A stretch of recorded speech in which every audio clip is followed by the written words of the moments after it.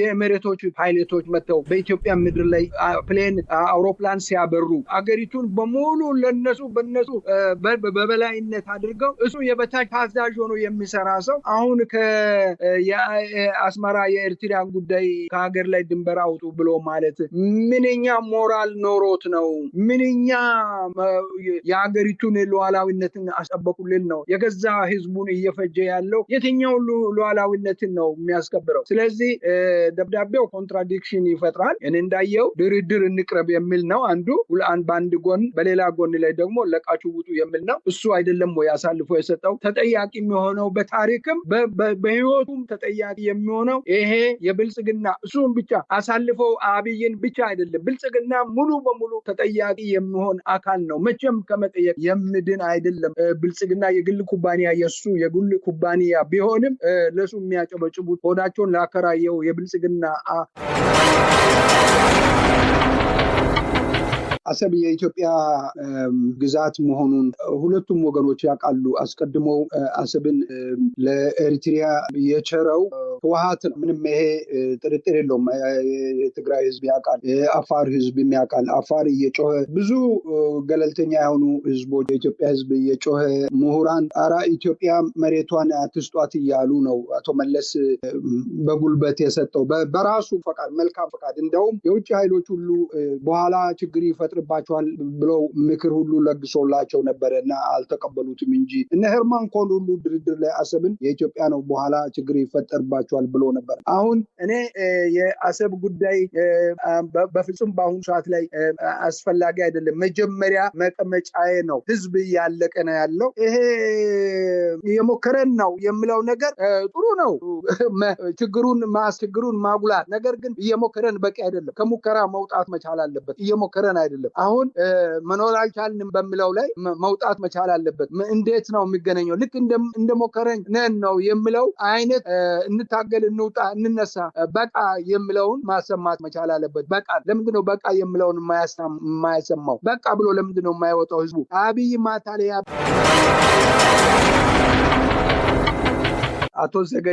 የአቶ ዘገየን ንግግር ኮት ማድረግ ፈልጋለሁኝ እና በዚህ ሰሞን ከተናገረው አታጣድፉን፣ በታሪክ ተወቃሽ እንዳታደርጉን፣ በደንብ ይሄ ነገር ማየት አለብን፣ ጊዜ ጨምረን እንደገና መስራት አለብን የሚል ንግግር እንዳነሱ አቶ ዘገየን ሰምቻለሁ።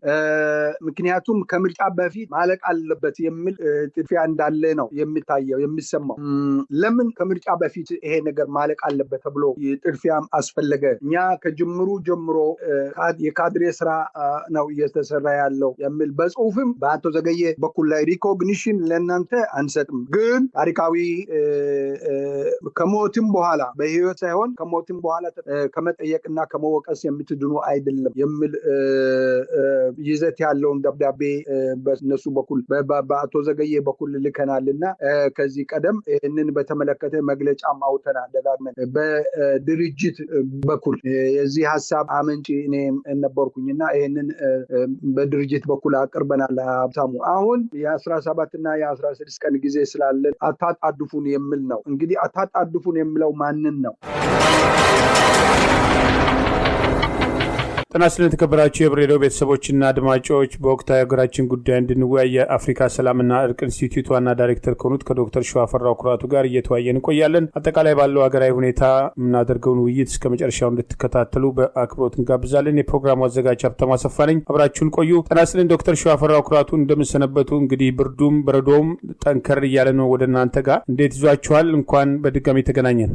በጣም አመሰግናለሁ ሀብታሙ ስለተሰጠኝ እድል። አሁን ልክ ነው፣ ብርዱ በጣም ከባድ ነው። እንግዲህ ላይቻል አይሰጥም፣ እንግዲህ እንችለዋለን። ከልብ አመሰግናለሁ። እንግዲህ የኢትዮ ኤርትራ ጉዳይ አሁንም ጦርነቱ አይቀሬ መሆኑን የሚያሳዩ ምልክቶች እየወጡ ነው። ዛሬ የኢትዮጵያ ውጭ ጉዳይ ሚኒስቴር ኤርትራ ከኢትዮጵያ ሉዓላዊ ግዛቶች እንድትወጣ የሚል ይፋ ደብዳቤና ለድርድር እንድትዘጋጅ የሚል ጥሪ አቅርበዋል። በአሰብ ጉዳይ ያሉት ጉዳዮች የሚታወቁ ናቸው። እንግዲህ የአረብ ኤሚሬት አጀንዳ ተይዞ ወደ ጦርነት ለመግባት የሚደረገው ነገር ከጊዜ ወደ ጊዜ እያደገ ይመስላል። ባለፈው እንግዲህ ፓርላማም ጠቅላይ ሚኒስትሩ በቀረበበት ወቅት የተናገራቸው ንግግሮች በአንድም ሆነ በሌላ መንገድ ጦርነቱ አይቀሬ መሆኑን የሚያሳዩ ምልክቶች አሉና የዛሬውን ጥሪ ከፓርላማው ንግግር ጀምሮ በተለይ ኤርትራን የሚመለከተውን እንግዲህ አቶ ፕሬዚዳንት ኢሳያስ አፈወርቂ ቤት ቡና ቁርስ እስከ ማስተናገድ የሄደ ፍቅራቸው አሁን ደግሞ ምን ደረጃ ላይ ያለ፣ የትግራዩን ጦርነት በተመለከተ የነበራቸው ሚናና ትላንት ምን ሲናገሩ ነበር ዛሬ የሚለው በስፋት ሰሞኑ ማህበራዊ ሚዲያ ላይ የተሰራጨ ያለበት ሂደት አለና ይሄ የድንበር ተቆርቋሪ ሆኖ ዛሬ የወጣውን ደብዳቤ እንዴት አገኙት እርሶ? ሀብታሙ አመሰግናለሁ። ለእኔ በአንድ ደብዳቤ ላይ ሁለት ነገሮችን አያለው። ኮንትራዲክት የሆነ አባባል ነው። ኮንትራዲክሽን ያሳያል። አንደኛው ለድርድር ቅረቡ፣ ሁለተኛ ከድንበር ልቀቁ ስል ምን አይነት አባባል? ከድንበር ልቀቁ አንድ አይነት ነው፣ ወይንም በቀጥታ ደግሞ ድርድር እንደራደር አንድ አይነትና እኔ የአባባላቸውን ግልጽነትን በደንብ ጠራጠራለሁ። ይሄ ነገር ነው የሚያሳየው ትንኮሳ ወይንም በቀጥታ ወደ ጦርነት እየመጣን ነው፣ ጦርነት ከፍታለን ማለትን እና ተከትሎ የሚመጣው ትንኮሳ ወይ ጦርነት መጀመራችን ማለት በግልጽ የሚያሳይ ይመስለኛል። ይሄ እንደራደር ሌላ አባባል ነበር እና ይሄ እነሱ ወደውና ፈቅደው ከመጀመሪያውኑ አብይ ለኤርትሪያ የኢትዮጵያን መሬት አሳልፈው እና አቶ መለስ ከዚህ ከግልግል ዳኝነት በኋላ በድርድሩ ድንበር የቦርደር የመለየት ሁኔታ የድንበር መለየት ሁኔታ ሳይፈጸም እንዲፈጸም የታዘዘው ሁሉ እያለ ለኢትዮጵያ ካሳ ኤርትሪያ እንድትከፍል 100 ሚሊዮን ምናምን እንደዚህ ዶላር የነበረበት ውሳኔ ከዛ ጋር የተያያዘ ነው እና ይሄ ሁሉ ሳይፈጸም እነመለስ ይዘው ወደ 20 ዓመት እስኪደርስ ድረስ የቆዩበት ጉዳይን በአንድ ሳምንት ውስጥ ጠቅላይ ሚኒስትር ሆኛለሁ ብሎ አስመራ በሮ ሄዶ ከምንም ጋራ በማይገናኝ ሁኔታ ውሰዱ ብሎ ራሱ ፈቅዶ የአልጀርስ ስምምነት እኔ ተስማምቻለሁ ውሰዱ ብሎ በራሱ ኃይል በአካባቢው ላይ ያለው ድንበር ላይ ያለው ሰራዊትን አስነስተው የሰጠ ሰው ነው። መልሶ ደግሞ አሁን ልቀቁ ሲባል ምንድን ነው ይሄ? የትግራይ ህዝብ ሲጮህ የነበረ ነው።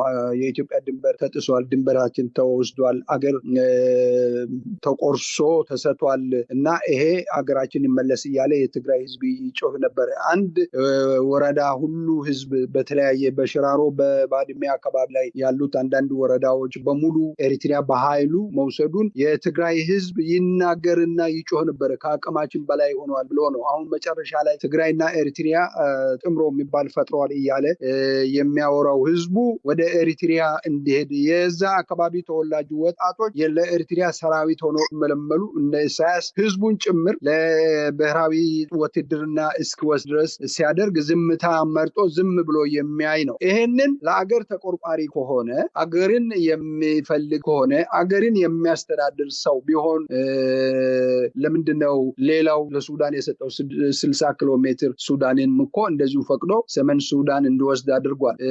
የአማራን ለም መሬቶቹን ለሱዳን ሰጠው ፈቅዶ እሱ በፈቃደኝነት አልቡርሃን ራሱ የተናገረው ቋንቋ ነው። የኢትዮጵያ ጠቅላይ ሚኒስትር ሰጠን ብሎ ነው የተናገረው። ማስተባበል የማይቻል ነገር ነው። ያ እንዳለ እኛ በደንብ በሚገባ የኢትዮጵያ ህዝብ ያውቃል። ይሄ መንግስት የሚባለው ነገር ውሸታም ነው፣ ቀጣፊ ነው፣ አገርን አሳልፎ የሰጠ ነው፣ የኢትዮጵያን ጥቅም ሽጧል እያለን በተለያየ ነገር ላይ የምናነሳው ቀላል ጉዳይ ሆኖ አይደለም። ስለዚህ የደቡብ ሱዳንንም በእንደዚህ ደቡብ ሱዳን በጣም ደካማ ኢትዮጵያን መንካት መድፈር ቀርቶ ለራሱ መሰረት የሌለው የአፍሪካ ህብረት መዋጮ መክፈል አቅቶ ከአፍሪካ ህብረት የተገለለ እንደውም ይመስለኛል መዋጮ አልከፈለም ተብሎ ከህብረቱ እናስወጣለን ተብሎ ማስጠንቀቂያ ሁሉ የተሰጠ መሆኑን አስታውሳል። እንደዚህ አይነቶቹ ሁሉ የኢትዮጵያን ድንበር በደቡብ በኩል ላይ አሁን በአሁኑ ሰዓት ላይ አዲሱ የደቡብ ምዕራብ የሚባል ክልል መሬት አንድ ወረዳ በሙሉ በሙሉ ህዝቡን እዛ ያለው በሙሉ አባሮ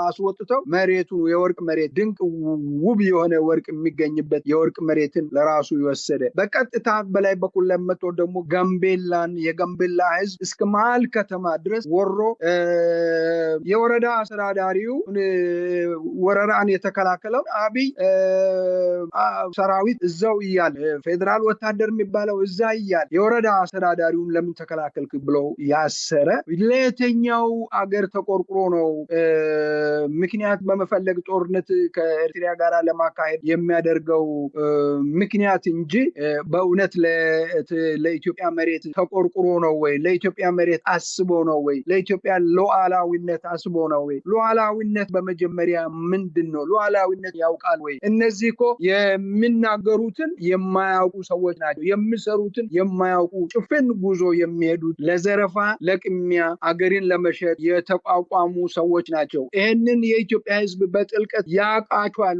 ወይ? ይሄንን ያውቃቸዋል ወይ? ሁሉም ሀሜተኛ፣ ሁሉም በማይረባ ሁኔታ ላይ ያለ እንጂ እንደዚህ አይነት ክሪቲካል በሆነ የሀገሪቱን ጉዳይ ላይ ጠልቆ ገብቶ የሀገሩን እንትን የሚያውቅ ህዝብ ነው ወይ? ህዝቡ ራሱ አሳልፎ እኮ ሉዓላዊነቴ ተጎድሏል ተብሎ እኮ የሚነሳ የለም። አማራ ለራሱ ህልውናው ተደፍሮበት መኖር ሳያቃተው ጦርነት ውስጥ ሲገባ ልጆቹን እየተማገደ ልጆቹን እየፈጀ የአማራ ህዝብ ያለው መንግስት ነኝ የሚል ወንበዴ ግሩፕ የአገር ሉዓላዊነትን ለሌላ አገር አሳልፎ ሰጥተው የአገር ክብር የአገር ማንነት ለሳውዲ ለአረብ ኤሚሬቶች አሳልፎ ሰጥተው በቅርቡ ቀን 9ኛ ዓመት አከበረ የኢትዮጵያ አየር ኃይል የሚባለው የኤሚሬቶች ፓይለቶች መጥተው በኢትዮጵያ ምድር ላይ ፕሌን አውሮፕላን ሲያበሩ አገሪቱን በሙሉ በነሱ በበላይነት አድርገው እሱ የበታች ታዛዥ ሆኖ የሚሰራ ሰው አሁን ከአስመራ የኤርትራን ጉዳይ ከሀገር ላይ ድንበር አውጡ ብሎ ማለት ምንኛ ሞራል ኖሮት ነው? ምንኛ የሀገሪቱን ሉዓላዊነትን አስጠበቁልን ነው? የገዛ ህዝቡን እየፈጀ ያለው የትኛው ሉዓላዊነትን ነው የሚያስከብረው? ስለዚህ ደብዳቤው ኮንትራዲክሽን ይፈጥራል። እኔ እንዳየው ድርድር እንቅረብ የሚል ነው አንዱ፣ በአንድ ጎን፣ በሌላ ጎን ላይ ደግሞ ለቃችሁ ውጡ የሚል ነው። እሱ አይደለም ወይ አሳልፎ የሰጠው? ተጠያቂ የሚሆነው በታሪክም በህይወቱም ተጠያቂ የሚሆነው ይሄ የብልጽግና እሱን ብቻ አሳልፈው አብይን ብቻ አይደለም፣ ብልጽግና ሙሉ በሙሉ ተጠያቂ የሚሆን አካል ነው። መቼም ከመጠየቅ የምድን አይደለም። ብልጽግና የግል ኩባንያ የሱ የግል ኩባንያ ቢሆንም ለሱ የሚያጨበጭቡት ሆዳቸውን ላከራየው የብልጽግና አባላት ላይ የሚደርሰው የወደፊት ከፍርድ የማያመልጡ መሆናቸውን ነው የሚያሳየው። ስለዚህ የሚያደርጉትን ነገሮች እናያለን። ለጦርነት ነው የተዘጋጁት ከአስመራ ጋራ። በዚህ ጦርነት የሚያልቀው የገዛ ኦሮሞ ወጣት ነው፣ የደቡብ ልጆች ናቸው። የአማራ ልጆች ከዚህ በኋላ በዚህ አይነት ጦርነት ላይ የሚሳተፍ የለም። አውቋል፣ ወስኗል። ስለዚህ የደቡብ ልጆች እርካሽ ህዝብ ነው ተብሎ የደቡብ ህዝብን ወጣቶችን ሲማግድ ቆይቷል። እርካሽ የሰው ኃይል አለኝ ወጣት አለኝ ብሎ በይፋ ተናግሮ እርካሽ ብዙ የረከሰ ወጣት አለ እሱን አጠፋለሁ ብሎ የተነሳ ነው። በአንድ ቤት 3 እና 4 ልጆች ከደቡብ ከኦሮሚያ እየተመነጠረ ለዚህ ማገዶ የሆነ ነው። በጦርነት አረር ውስጥ ነው ያለው ሀብታሙ። እንዲህ አይነቶቹን በቃን ማለት ይገባል። በቃን በቃን ብሎ መነሳት ይገባል። ሞት ተፈርቶ ችግር ተፈርቶ ዝም ብሎ የሚኖር አይደለም። በጣም የደከመ ኢንተሌክቹዋል ያለበት ሀገር ነው ኢትዮጵያ ውስጥ። በብዙ አገር ሲሸጥ አገር ሲጠፋ አገር አሳልፎ ሲሰጥ በዝምታን መርጦ ምንም እንደሌለ ምንም እንዳልተደረገ እያዩ ያሉ ህዝብ ነው። በተለይ ምሁራኑ ህዝቡን ማነቃነቅ ማስተካከል ማንቀሳቀስ አልቻለም። አርሚውም ቢሆን ወታደራዊ ስልጠና ወስደው የማን ድንበር ምን ላይ በምን ምክንያት ላይ ጦርነት እንደሚገባ መጠየቅ ኮንሸንስ ያልሆነ ሆዳቸውን ያከራዩ ጀነራሎችን የሚሰጡትን መመሪያ እየወሰደ በገዛ ሀገሩ ላይ የገዛ ህዝቡን የሚፈጅ እንደገና ደግሞ በምን ምክንያት ነው የሚለውን ምክንያቱን እንኳን የማይጠይቅ መስመራዊ መኮንን እየሄደ የሚማገድ ለመሞት የሚሄድ መስመራዊ መኮንኖች ላይ ከሻለቃ በታች ያሉ ኮሎኔሎች እነዚህ ከሻለቃ በላይ ያሉ እነዚህ እያለቁ ያሉት የሀገር ላይ እጃቸውን እጃቸውን ያለማስገባት በሀገር ጉዳይ ላይ መጠየቅ ያልቻሉ እና ለማለቅ ለመሞት ብቻ የሚሄዱ የሚታዘዙ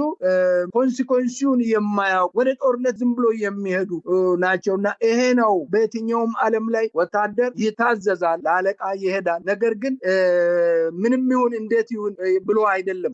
ለምን ኮንሲኮንስ እንደሚሄድ ተነግሮ ታውቆ ተከራክሮ አምኖበት ነው የሚሄደው እና ለመሞት እርስ በርስ ጦርነት ላይ ለመሞት የሚሄድ ነው። እርስ በርስ አገሩ ሉዓላዊነት ሲከዳ ከመጀመሪያውኑ ለምን ዝም አለ? ለምንድን ነው ድንበራችን አገራችን ሉዓላዊነታችን ተደፍሯል ለምን አላለም? ዛሬ የሚሆነውን ነገር አብይ በፈለገው ጊዜ አጀንዳ ሲቀርጽ አጀንዳ ሲሰጥ መቀበል ብቻ ነው። ይሄ ነው ይሄ ትልቅ ድንቁርና ነው ሀብታሙና ህዝብን ንቋል። አብይ ህዝብን በመናቅ ነው የሚያደርገው። ህዝብን በጣም አድርጎ ንቋል። ይሄን ለማለት ፈልጋለሁ። ከልብ አመሰግናለሁ። እንግዲህ ያው ለጦርነት የማሟሟቅ እርምጃ ካልሆነ መጀመሪያም ሲባል የነበረው በዲፕሎማሲያዊ መንገድ ጥያቄዎች ካሉ ከጦርነት መለስ ነው መደረግ ያለበት። በአገር ውስጥ ያለውንም በአማራ ህዝብ ላይ የተከፈተውን ጦርነት ኦሮሚያ ክልልም ከኦነግ ታጣቂዎችን አጠፋለሁ በሚል እየተካሄደ ያለው ጦርነት፣ ቀደም ሲል ከህወሓት ጋርም የተደረገው ጦርነት፣ እንደገና ሌላ ጦርነት ደግሞ አገሪቱ የምትሸከምበት አቅም የላትም። ህዝቡም ከዚህ በላይ እንግዲህ እየሞከርኩ ነው እያለ ነው። መኖር አቅቶታል። ኢኮኖሚው ያለበት ደረጃ የሚታወቅ ነው። ስለዚህ እሱና ጓደኞቹ ገነት ውስጥ እዛ የከለሉት አጥር ውስጥ እየኖሩ ህዝብ እያስፈጁ ስልጣናቸውን ሊቀጥል አይገባም። ተጨማሪ ጦርነት ከኤርትራ ጋር በተለይ ደግሞ የአረብ ኤሚሬትን አጀንዳ ለማስፈጸም የሚደረግ ነው። የሁለቱ ኃይሎችን አጀንዳ ለማስፈጸም የሚደረግ ያው እንግዲህ ሳውዲና አረብ ኤሚሬት የመን ላይ ጉልበት እየተፈታተሹ ይመስላል። አረብ ኤሚሬት ለቃ የወጣችበት ሂደት አለ። የሳውዲ አየር ጥቃት የድሮን ጥቃት አቅሙ ምን ደረጃ እንዳለ በግልጽ የታየበት ነው።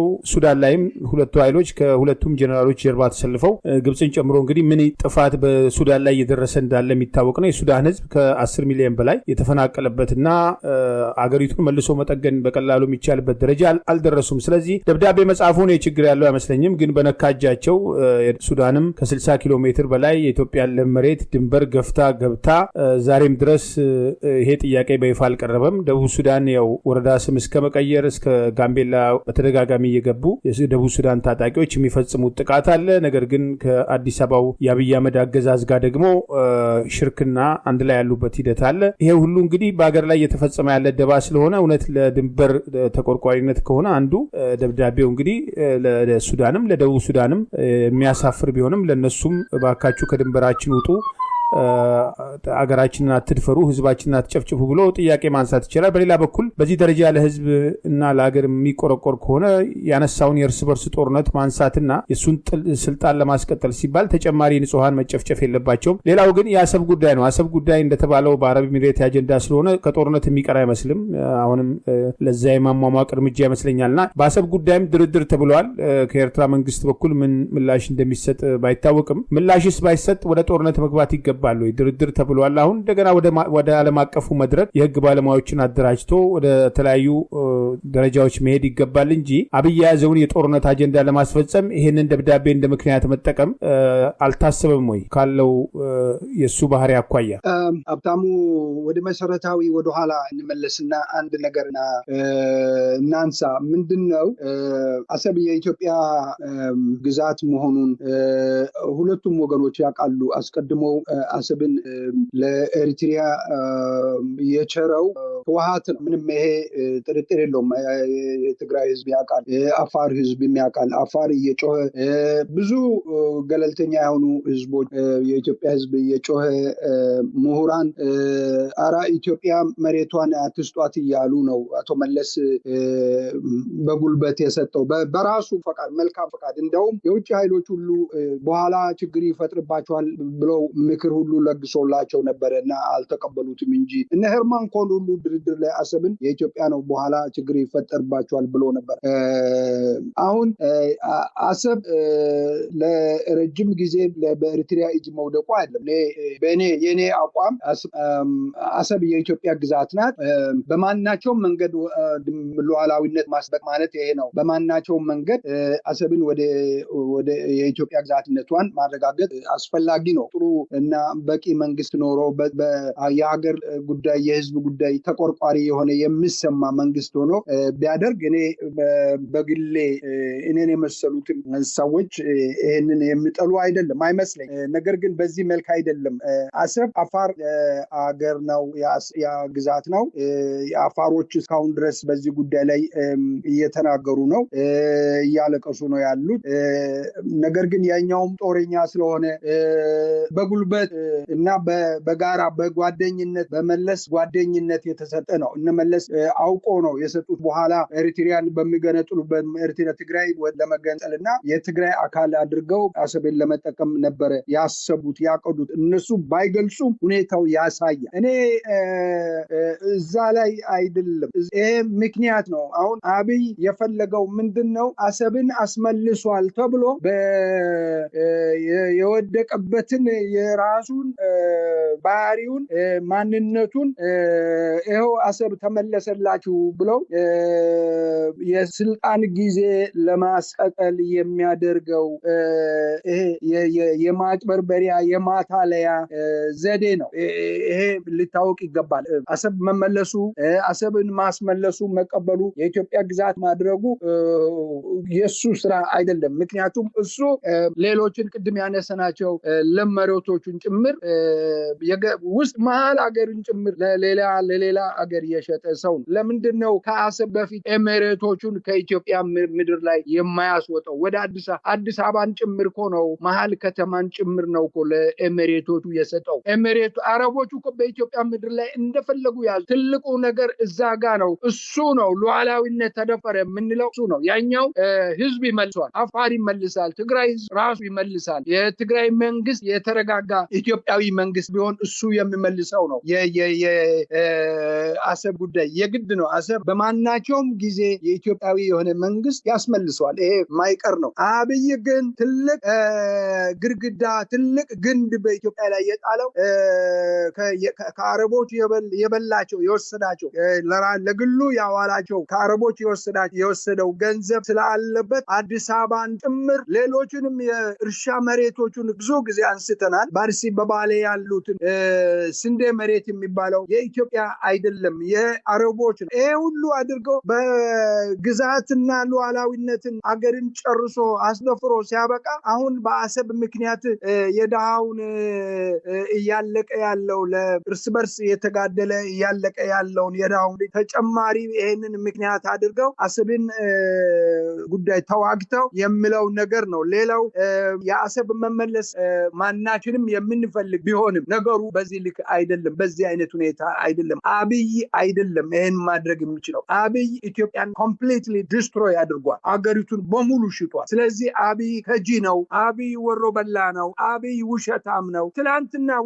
ትላንትና ባለፈው ሳምንት ገና ማክሰኞ ዕለት የተባለው ነው ለማንሳት የሚፈልገው። ፓርላማ ውስጥ ስለ ትግራይ ውስጥ የተደረገው ጭፍጨፋ በፍጹም እንደማያውቅ ቀደም ሲል ምንም እንደማያውቅ ኤሪትሪያን ዲፌንድ እያደረገ ነበር የኖረው። በእነሱ ዲፌንስ እያደረገ ነበር የቆየው። አሁን ምን ተገኘና እውነትን ማውጣት ጄኖሳይድ መፈጸሙን፣ ንብረት መውደሙን፣ ማቃጠላቸውን፣ መዝረፋቸውን፣ ሴቶቹን መድፈሩን ይሄ ሁሉ አሁን የኢትዮጵያ ህዝብ ለስንት ጊዜ ሲጮህ የነበረው ኤሪትሪያ የትግራይ ህዝብ እየጮህ ያለው ጉዳይ እነሆ በራሱ አንደበት መስክሯል። ይሄ ነው እንዲህ አይነቱ ነው እኛ የምንለው እኛ የምንዋጋው የምንቃወመው እንዲህ አይነት ውሸትን ነው፣ እንዲህ አይነት ቅጥፈትን ነው። በአገር ላይ የፈጸመው ደባ አለ።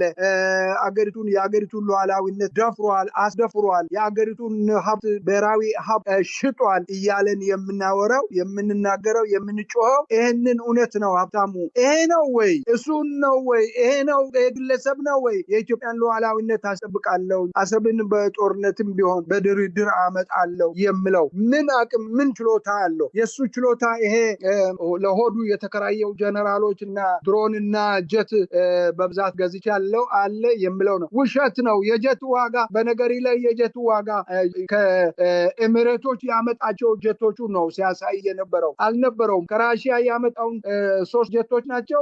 እነዚህ ከፈረንሳይ የገዙት አሉ ነው 3 ጀቶች አሉ ነው የሚባለው። እሱ ገና አልገባም። የኤሚሬቶቹን ነው ያሳዩት በቀደምለትም እና እንዲህ አይነት ቅጥፈት ውስጥ ነው በተዋጊ ጀቶች ላይ ተጠቅሜ ምናልባት እንደተለመደው የኤሚሬቶች አብራሪዎች ተዋጊ ውጊያ ውስጥ ሊገቡ ይችላሉ። ምንም ችግር የለውም። ይሄን ለማድረግ በሙሉ ኃይል መተው ኢትዮጵያ አዲስ አበባ ናቸው ያሉት፣ ደብረ ዘይት ኤርፎርስ ናቸው ያሉት። ስለዚህ ሊያከናውኑ ሊያደርጉ ይችላሉ። እያንዳንዱ የማን ሀገር አብራሪዎች በኢትዮጵያ ውስጥ እንዳሉ በደንብ አሁን ታውቋል። ኢትዮጵያዊ አይደለም። ከ180% ጀቶቹን የሚያበሩት ድሮኖቹን የሚተኩሱት የውጭ ሀገር ዜጎች ናቸው። እዚህ ላይ ነን ያለነው ሀብታሙ። ገና አሰብ ጉዳይ ሳይሆን ኢትዮጵያ ሙሉ በሙሉ ሉዓላዊነቷን ቶታሊ ተደፍራለች። ቶታሊ ኢትዮጵያ ዲስትሮይ ሆነ። ስለዚህ ይሄንን ሀገር ለማዳን የሚቻለው ጉዳዩ ቢኖር እውነቱ ቢኖር ተደራድረው ተነጋግረው የኛ ነው ተማምነው ታሪካዊ ሁኔታዎችን አምጥተው በፍቅር ማስለቀቅ ይቻላል። ያ ባይሆን ግን ኢትዮጵያዊ የሆነ መንግስት ሲመጣ በአሰብ ጉዳይ ላይ በድንበር ጉዳይ ላይ በአገር ጉዳይ ላይ ሉዓላዊነትን ማስበቅ የሚችል ሌላ አካል አብይ አህመድ የኢትዮጵያን ሉዓላዊነት ያስጠብቃል ይጠብቃል የሚል ምንም ቅንጣት ታክል እምነት የለኝም። እኔ አይኖርምም የለም። እሱ ለራሱ በጄኖሳይድ ከወንጀል ውስጥ ያለ ሰው ነው። በዘረፋ በሌብነት ቀጣፊ ሆኖ በቅጥፈት ላይ የሚገኝ ሰው ነው። ብልጽግና የሚባል ፓርቲ እሱን ከፊት አድርገው የሀገሪቱን ሀብት የሀገሪቱን ንብረት ዘርፈው ሽጠው የተጠቀሙ የኢትዮጵያ ህዝብ ወንጀለኞች ናቸው። የኢትዮጵያ ህዝብ የወንጀል እነዚህ ብልጽግና የሚባሉት በሙሉ የወንጀል ተካፋዮች ናቸውና ሀብታሙ ኢትዮጵያ ህዝብ እነዚህን ይፈልጋቸዋል። በወንጀል ይፈልጋል። የኢትዮጵያ ህዝብ እነዚህን ይጠይቃል። በታሪክ በህግ ይጠይቃልና ይሄ ነው አሁን በአሁኑ ሰዓት ላይ ያለው። እኔ የአሰብ ጉዳይ በፍጹም በአሁኑ ሰዓት ላይ አስፈላጊ አይደለም። መጀመሪያ መቀመጫዬ ነው። ህዝብ እያለቀ ነው ያለው። ይሄ የሞከረን ነው የምለው ነገር ጥሩ ነው። ችግሩን ማጉላት፣ ነገር ግን እየሞከረን በቂ አይደለም። ከሙከራ መውጣት መቻል አለበት። እየሞከረን አይደለም። አሁን መኖር አልቻልንም በሚለው ላይ መውጣት መቻል አለበት። እንዴት ነው የሚገናኘው? ልክ እንደሞከረን ነን ነው የምለው አይነት እንታገል፣ እንውጣ፣ እንነሳ፣ በቃ የምለውን ማሰማት መቻል አለበት። በቃ ለምንድነው በቃ የምለውን የማያሰማው? በቃ ብሎ ለምንድነው የማይወጣው ህዝቡ? አብይ ማታለያ በፍጹም መቀበል የለበትም። ይሄንን ለማለት እወዳለሁ። ሀብታሙ ከልብ አመሰግናለሁ። እንግዲህ ያው ጦርነቱ የጊዜ ጉዳይ ነው። ምክንያቱም ጦርነቱ የሚዘወረው ከአረብ ኤሚሬት ስለሆነ ያንን አጀንዳ ለማስፈጸም የሚደረግ ነው። እኛ እያልን ያለነው በተደጋጋሚም ይሄ ተጨማሪ ጦርነት ኢትዮጵያም ኤርትራም የሚያስፈልጋቸው አይመስለኝም። ከዚህ ቀደም የነበረው ጦርነት ተከትሎ በ10 ሺህ የሚቆጠሩ ወጣቶች ረግፈዋል። የመጣ ውጤት የለም። በኋላ ላይ ግልግል የተባለበት ነው። ዞሮ ዞሮ ከውጊያም በኋላ ወደ ድርድርና ወደ ሌላ ነው የሚካሄደው። ነገር ግን የሌሎች ሀገራት የጦርነት አጀንዳ ማራገፊያና የጦር አውድማ ማድረግ በየትኛውም መንገድ ተቀባይነት የለውም እና አብይን በል ግፋ በለው እያሉ ያሉ የዚህ የጦርነት እሳት የማያገኛቸው እንግዲህ አዲስ አበባ ላይ የኢትዮጵያን ባንዲራ ማውለብለብ ወንጀል አድርጎ ዜጎችን የሚያዋርድ የሚያስር የሚገድል አገዛዝ ነው ዛሬ ለኢትዮጵያ ሉዓላዊነት ለሀገር ዳር ድንበር እቆረቆራለሁ የሚለውና አማራን አዲስ አበባ አትገባም የሚል ኃይል አማራን ሌላውም አገር አለኝ ኢትዮጵያ አለች ለብሔራዊ ጥቅሜ ደህንነቴ ብሎ አብሮኝ እኔ በቀሰቀስኩት ጦርነት ሁሉ ይሳተፋል የሚል ነው። ሌላ ሰሞኑን እንግዲህ ሰፊ መነጋገሪያ ሆነው በተለይ በአንድ በኩል ለአማራ ህዝብ ተቆርቋሪ የመምሰል ነገር ዛሬም ድረስ የአማራ እናቶች ህጻናትን የሃይማኖት አባቶች ሳይቀር ያው እየተጨፈጨፉ ነው። በሸዋም አሁን ከፍተኛ ጭፍጨፋ እየተፈጸመ ነው። ኔትወርክ በማጥፋት በሁሉም እንደዚሁ አካባቢ ሰሞኑን የተጠናከሩ ጥቃቶች አሉ። እንግዲህ ህዝብ ላይ ሰላማዊ ሰዎች ላይ ያነጣጠሩ ጭፍጨፋዎች እየተፈጸሙ ነው። በሌላ በኩል ደግሞ አማራና ትግራይን ለማጣላት በአንድ በኩል ህወሓት አማራ ክልል ጦርነቱ በመጣ ጊዜ እሱ ሽፋን አልሰጥም በማለት ሌላው ቀርቶ በድሮን መንገድ ቆርጦ እንኳን ጦርነቱ ማስቀረት የሚችልበትን እድል ባለመቀበል አማራ እንዲደቅ አድርግ ያለው ሆን ብዬ ነው የፋኖ ኃይል እንዲጠፋ ለማድረግ ነው ጦርነቱን ያካሄድኩት ማለቱን ቃል በቃል አቶ ታዬ ደንዳ መስክሯል። እንግዲህ ከዳግም እስሩ በፊት ለአማራም ለትግራይም ተቆርቋሪ በመምሰል ከዚህ ቀደም ሰሜኑን ቆርጠን እንጥላለን ከሚለው ፉከራ መለስ የሰሞኑ የፓርላማ ንግግር ላይ በተለይ ሁለቱ ህዝቦችን በተመለከተ እርስ በርስ ለማቃቃርም ለነሱ ተቆርቋሪ በመምሰልም ያደረጋቸው ንግግሮች እንዴት አገኙት እርሶ? ጥሩ አነሳስ ነው።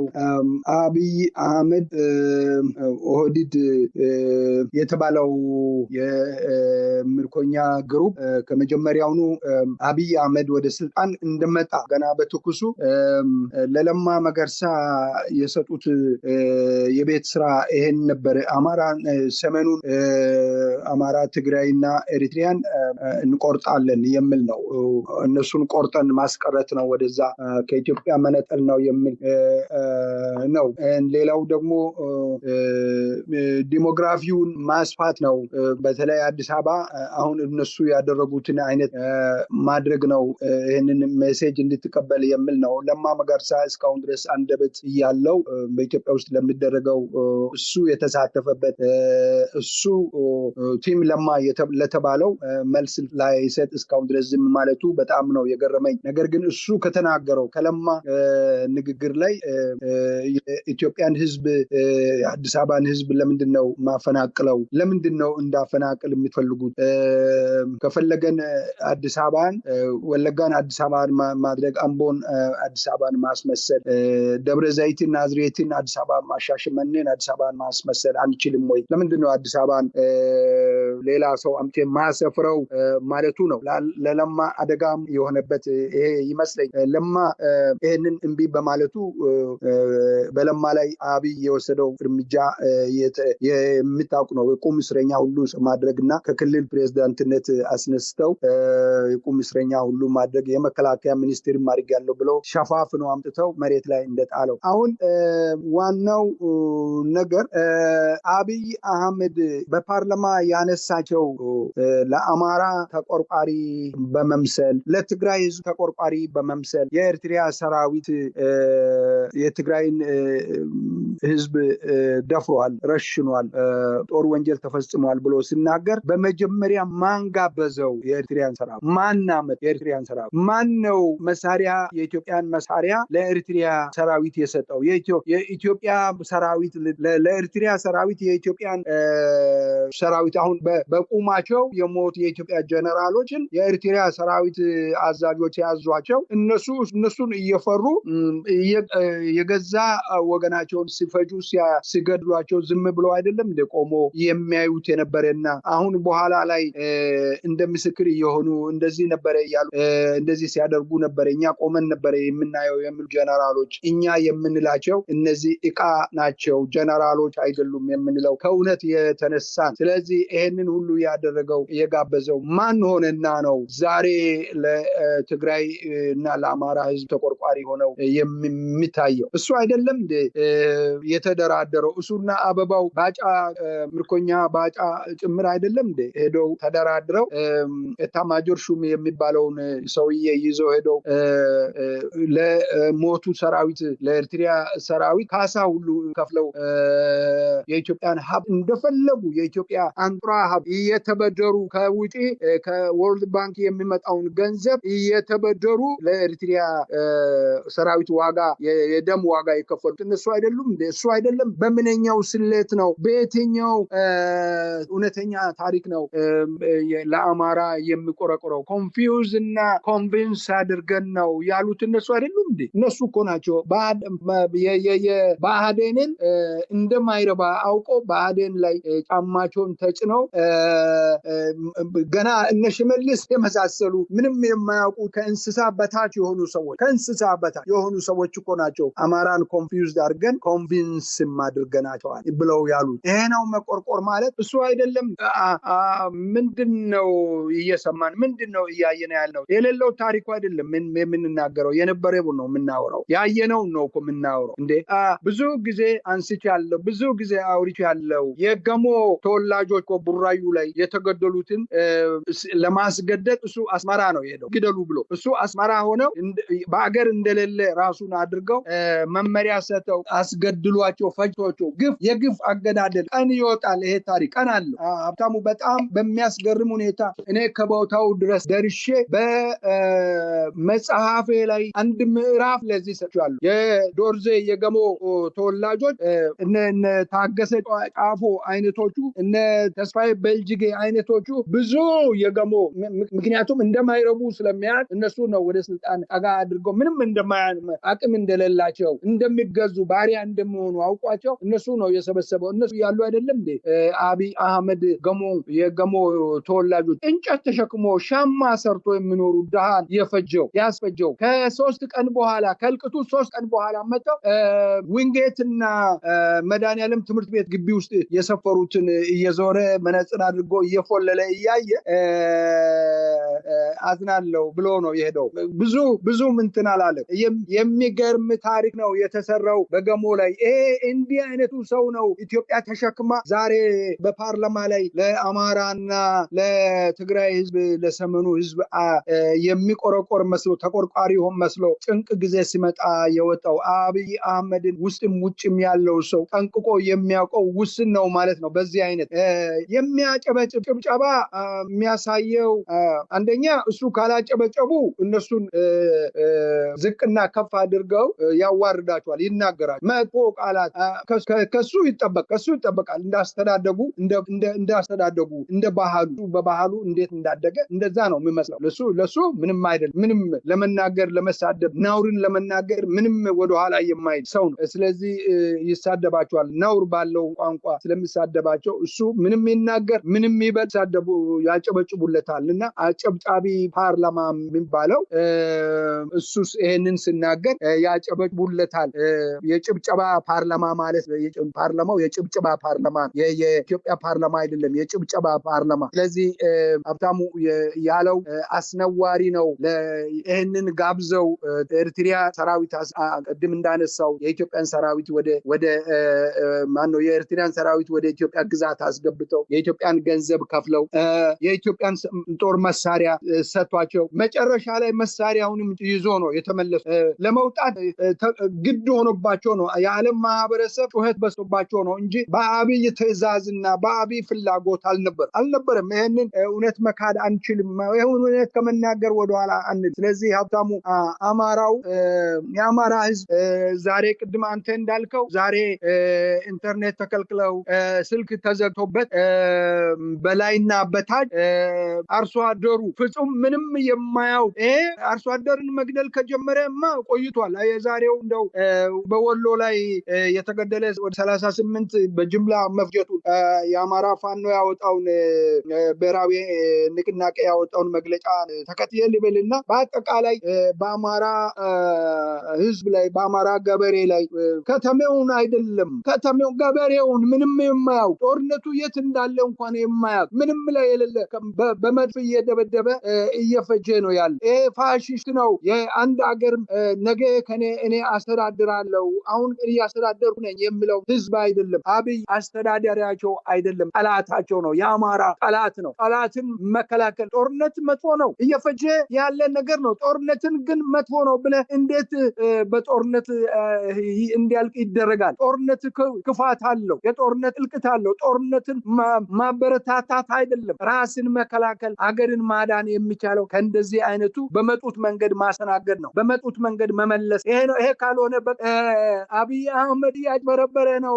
በነማስረሻ ሰጠኝ ፋኖ ነው ፋኖች ናቸው ተብሎ ነው በክህደት የሄዱት ውሸታሞች። ፋኖ መሪ ነን ራሳቸውን ባሉት በማይረባ ለምናቸውም የማይበቁ ጎበዝ ቢሆን ኖሮ በኢትዮጵያ አየር ኃይል አብራሪ ካፕቴን ነው። የኢትዮጵያን ሁኔታ ጠንቅቆ ማወቅ የሚችል ሰው ነው። ነገር ግን ተልካሻ የሆነ የማይረባ ሰው ከፋኖ የወጣ ከጂውን በምርኮ ወስዶ እጅ ሰጠን ብሎ ነው የሚያወሩትና እነዚህ የኢትዮጵያ ፋኖች አማራ ብቻ አይደሉም። የኢትዮጵያ ፋኖች ነፍሳቸውን ለሀገራቸው ለህዝባቸው እየሰጡ ያሉት የአማራ ልጆች በደንብ ጠንቅቆ አብይ አህመድን ብልጽግናን ኦህዴድ ምን እንዳሰበ ተረቶ ነፍሳቸውን እየሰጡት ያሉት ናቸውና ማብራትም አጠፋ፣ ቴሌኮምንም አጠፋ፣ ኢንተርኔቶቹንም ምኑም አጠፋ።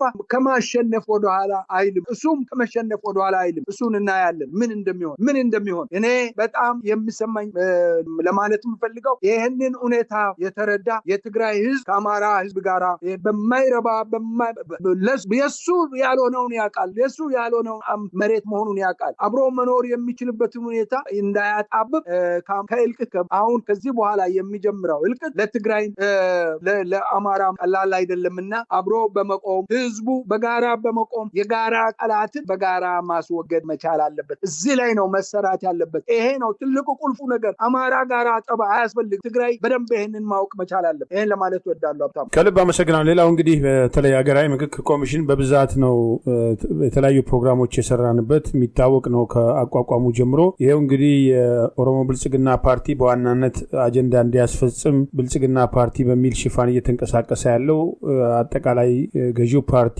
ጉዳይ እንዲያስፈጽም የተቋቋመው ኮሚሽን ያው ከመጀመሪያም አቋቋሙ ጀምሮ የኮሚሽኑ አባላት እያንዳንዳቸው ማን እንደሆኑ እዛ ውስጥ ብዙ ነገሮች በማንሳት ሰፊ ትችት ሲቀርብ ነበር። ገለልተኛ አለመሆኑ ተገልጿል። ነገር ግን ይሄ ኮሚሽን ደግሞ ስራዬን እያጠናቀቅኩ ነው በማለት ያው አብይን ለማንገስ መደላደሉን ለመፍጠር የተጣደፈ ያለበት ሂደት አለ። ወደ መጨረሻው ደርሻል ብሏል። በአማራ ህዝብ ላይ ጦርነት ተከፍቶ የአማራ ህዝብ አግባቡ አልተወከለም ሲባል እንደ ቦታው በየቦታው እንደሚያደርገው ሁሉ ካድሬ ሰብስበው አጀንዳ ተረከብኩ ሲል ነበር። አሁን ደግሞ እጅ ሰጡኝ የተባሉትን ከነሱም አጀንዳ ተቀብያለሁ ብለዋል። በትግራይ ያለውን ሁኔታ በተመለከተ ዛሬም ድረስ ጉባኤ ማድረግ አልቻልኩም፣ ነገር ግን ትግራይ ከቻልኩ ካልቻልኩም አዲስ አበባ አድርጌ ስራዬን በአጠቃላዩ ጉባኤ አጠናቅቃለሁ እያለ ነውና ይሄ ሁሉ ሲሆን ሌላ ሁሉ ቆሞ እያየ ያለበት ሂደት አለና ምናልባት ኮሚሽኑ እንዲህ አይነት ክህደት የተሞላበት በአገራዊ ምክክር ስም የአንድ የፖለቲካ ቡድንን አጀንዳ ለማስፈጸም ተስፋፊነትን፣ ዘረኝነትን አዲስ አበባን፣ ድሬዳዋን እስከ ወሎ ድረስ ሞያሌን ሁሉ ወደ ኦሮሚያ ክልል እናካትታለን የሚል አጀንዳ ለማስፈጸምና አብይን ወደ ፕሬዝዳንትነት ስርዓት ለመቀየር የተወሰነ ህገ መንግስቱ ላይ ማሻሻል ለማድረግ እየተሄደበት ያለው ሩጫ በታሪክ ጭምር አያስጠይቅም ወይ? ምናልባት ይሄ ኮሚሽን በተመለከተ ያለውትን አስተያየት እንደ ውይይታችን ማጠቃለያ እንውሰደው። አዎ ሀብታሙ አንድ ነገር ሰምቻለሁኝ። እሱም ምንድነው አቶ ዘገየን ንግግር ኮት ማድረግ ፈልጋለሁኝ እና በዚህ ሰሞን ከተናገረው አታጣድፉን፣ በታሪክ ተወቃሽ እንዳታደርጉን፣ በደንብ ይሄ ነገር ማየት አለብን፣ ጊዜ ጨምረን እንደገና መስራት አለብን የሚል ንግግር እንዳነሱ አቶ ዘገየን ሰምቻለሁ። ምክንያቱም ከምርጫ በፊት ማለቅ አለበት የሚል ጥፊያ እንዳለ ነው የሚታየው የሚሰማው። ለምን ከምርጫ በፊት ይሄ ነገር ማለቅ አለበት ተብሎ ጥድፊያም አስፈለገ? እኛ ከጅምሩ ጀምሮ የካድሬ ስራ ነው እየተሰራ ያለው የሚል በጽሁፍም በአቶ ዘገየ በኩል ላይ ሪኮግኒሽን ለእናንተ አንሰጥም፣ ግን ታሪካዊ ከሞትም በኋላ በህይወት ሳይሆን ከሞትም በኋላ ከመጠየቅና ከመወቀስ የምትድኑ አይደለም የሚል ይዘት ያለውን ደብዳቤ በእነሱ በኩል በአቶ ዘገየ በኩል ልከናልና ከዚህ ቀደም ይህንን በተመለከተ መግለጫ አውጥተናል ደጋግመን። በድርጅት በኩል የዚህ ሀሳብ አመንጪ እኔ ነበርኩኝና ይህንን በድርጅት በኩል አቅርበናል። ሀብታሙ አሁን የ17 እና የ16 ቀን ጊዜ ስላለን አታጣድፉን የሚል ነው። እንግዲህ አታጣድፉን የሚለው ማንን ነው? ምንድን ነው ጥድፊያውስ? ምንድን የተኛው አካል ነው እያጣደፈ ያለው? ምን ብሎ እንዲወስኑ ነው ያጣደፋቸው? ስለዚህ የትግራይ ህዝብ አልተሳተፈም። ስለዚህ አሁን ትግራይ ዛም ሄደን ማድረግ ስለማንችል አዲስ አበባ ነው የትግራይን ጉዳይ አዲስ አበባ ካሉት ጋር ነው የምንነጋገረው የሚል በጣም አስቂኝ ድራማ እየሰሩ ነው ያለው። ይሄ ድራማ ሀብታሙ በጣም ትልቅ ድራማ እየተሰራ ነው ያለው እና እነሱ ማንነታቸውን የገለጠ ፍንትው ብሎ ያመጣ የማስረሻ ሰጠን የፋኖ መሪ ነው ወይም የፋኖ ወክሎ ነው የሚል ከማስረሻ ሰጠኝ የሚሰጥ እንግዲህ አስተያየት አስብ። ኢትዮጵያ ጉዳይ ላይ አሁን በማስረሻ ሰጠኝ ነው የአማራ ፋኖ የሚወከለው። የአማራ ፋኖን ይመስላል። የአማራ ፋኖ ማለት ማስረሻ ነው። ማስረሻ ሰጠኝ ምን አይነት ሰው ነው? ባህሪው ምንድን? ምን አይነት ሰው ነው? የማስረሻን ሰጠኝን እሱ በግሉ ያነጋገሩትን እንደ አማራ ፋኖ አድርገው መውሰድ የዚህ የምክክር ኮሚሽን የሚባለውን ማንነትን በግልጽ የሚያሳይ ነው። ውርደት ውስጥ የገቡ ሰዎች ናቸው የተዋረዱ። እኔ በእንደዛ አይነት የተዋረዱ ናቸው ብዬ ነው የምወስደው። ውርደት ላይ ናቸው ያሉት። በታሪክ ተጠያቂ ነው። መስፍን አራያ ከዚህ ጣጣ በፊት ከዚህ ሹመት ለማግኘት በዚህ በመጨረሻው ዘመን ላይ በ80ኛው ዓመት ላይ ቆሞ ሹመት ለማግኘት ብለው የዘር ግንዱን ወደኋላ ቆጥሮ ኦሮሞ ነኝ በሚል መነሻ እምነትን በመውሰድ የዚህ ኮሚሽን ስራ የኢትዮጵያ ህዝብ እየተቃወመ እሱ ግን አስቀጥሏል። እሱ ነው ፈላጭ ቆራጭ። ስለዚህ እሱና ዮናስ አዳዬ ናቸው።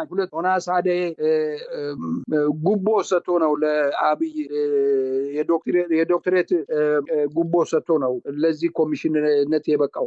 ልንጉጅ ተማሪ ነው። በነገሬ ላይ እንትኑን የሚያውቅ ጉዳዩን የሚያውቅም አይደለም። የልንጉጅ ተማሪ ነው። እንዴት ሆኖ እንደው ምን ያመጣል? አሳ ጎርጓሪ ዘንዶ ያወጣል። እና ምንም የሚያውቅ አይደለም በቃ። እና ዮናስ አዳዬ በዚህ አይነት ሁኔታ ላይ ካድሬ ሆኖ ነው እየሰራ ያለው። እነሱንም ውስጣቸውን እየሰለለ ነው ሲሰራ የነበረ ይመስለኛል። አንድ ሰው ሁለት ሰው ነው መሰለኝ ሪዛይን ያደረጉት አሉ። እና እነዚህ ሙጭጭ ያሉበት ምክንያት ሙጭጭ ያሉበት ምናልባት ነገ እሱ አምባሳደር አድርጎ ይሾመናል የሚሉ ሰዎች ላሉ ኢትዮጵያ ብጠፋ ባጠፋ ብትኖር ባትኖር የሚል አላማ ውስጥ ያሉ ሰዎች ናቸው። አገሪቱን ለአብይ አህመድ አሳልፎ ለመስጠት የሚያደርጉት ነው። ሰጡም አልሰጡም፣ ወሰኑም አልወሰኑም ከስርዓቱ ከመውደቅ አያድኑት። ይህንን በደንብ አድርጌ መናገር ፈልጋል። ስርዓቱን ከመውደቅ አያድኑትም። እነሱ ግን በግንባራቸው ላይ ጥላሸት ቀብተው ዘሮቻቸውን